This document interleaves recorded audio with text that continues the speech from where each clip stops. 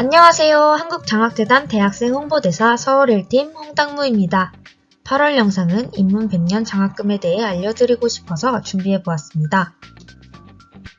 첫 번째로 입문 100년 장학금이 어떤 것인지, 대상에 해당이 되는지 알려드리고, 두 번째로 장학금 지원 금액을 정리하여 알려드릴 거예요.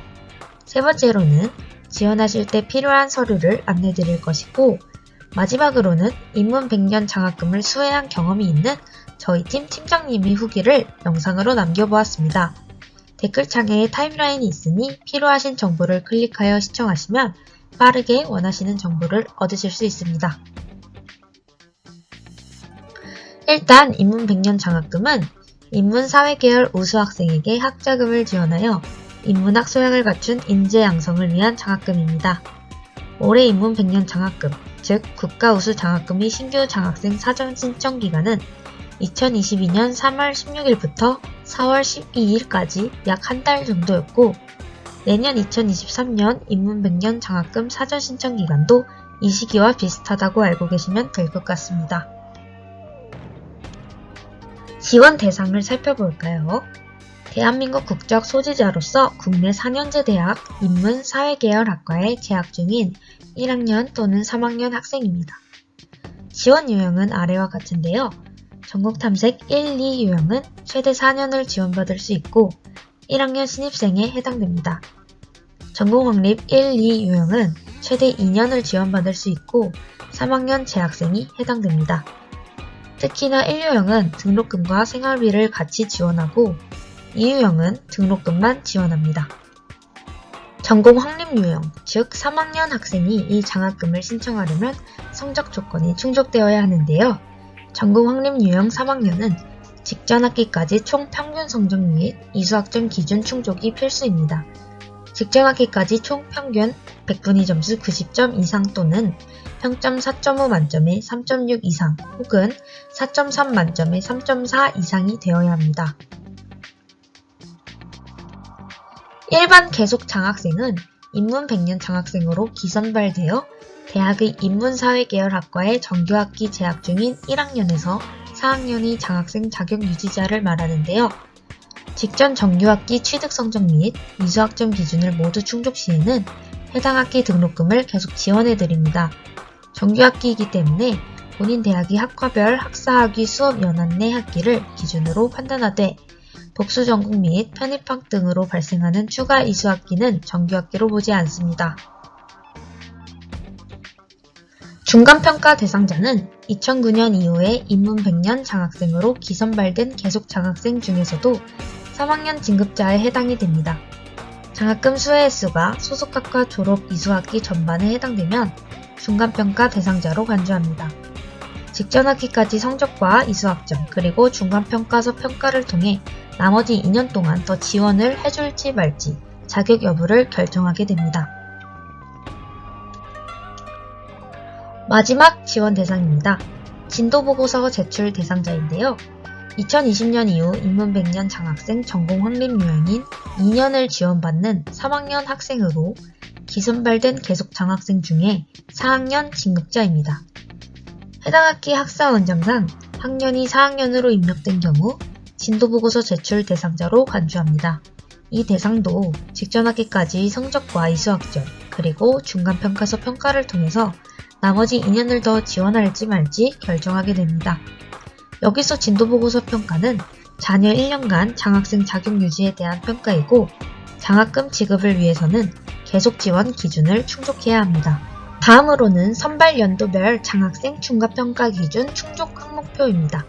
2009년에는 성적 기준만, 2010년부터 2014년도에는 성적 기준과 이수학점까지, 그리고 2015년 이후부터, 그러니까 현재에 해당되는 기준 항목은 성적 기준, 그리고 이수학점, 그리고 중간평가서 총 3개의 기준을 모두 충족해야 중간평가를 통과했다고 보고 있습니다. 이 점 유의하시기 바랍니다. 다음으로는 지원 금액에 대해 설명드리겠습니다. 2022년 신규 선발자 기준으로 1유형과 2유형은 공통적으로 등록금 전액을 지원받게 되고 1유형은 학기당 생활비 250만원이 추가로 지급됩니다. 기초생활수급자는 2유형에서도 학기당 생활비로 250만원을 지급받을 수 있습니다. 비고에 자세한 설명이 있으니 잠시 멈춰서 확인해 보시면 좋을 것 같습니다. 앞서 설명드린 것처럼 신규 장학생은 선발학기부터 최대 2년에서 4년을 지원받을 수 있는데요. 전공 탐색 유형은 최대 4년, 전공 확립 유형은 최대 2년 지원받을 수 있습니다. 하지만 일시 지원 선발자는 선발 해당 학기 1회 등록금만 지원합니다. 다음으로 신규 장학생의 지원 절차를 살펴보겠습니다. 처음에 설명드린 것처럼 학기 초에 재단 홈페이지에서 필수 서류를 구비하여 사전 신청을 하면 한국장학재단에서 대학별 배정 인원을 안내하게 됩니다. 후에 추천 대상자 추가 신청을 받는데 대학 선발 기준에 따라 장학생으로 추천된 자 중 사전 신청 기간에 신청을 못한 분들이 신청하실 수 있습니다. 마지막으로 한국장학재단에서 심사를 거쳐 장학생 최종 선발을 하게 됩니다. 일반 계속 장학생의 지원 절차는 한국장학재단에서 우선 감면 대상자를 통보한 뒤 소속 대학 내에서 장학생 심사와 추천을 통해 계속 장학생으로 선정하여 장학금을 지원하게 됩니다.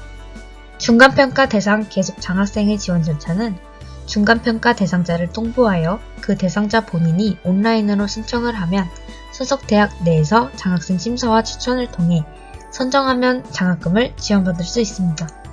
다음으로는 진도보고서 제출 대상 계속 장학생의 지원 절차입니다. 한국장학재단에서 진도보고서 제출 대상자를 안내를 하는데요.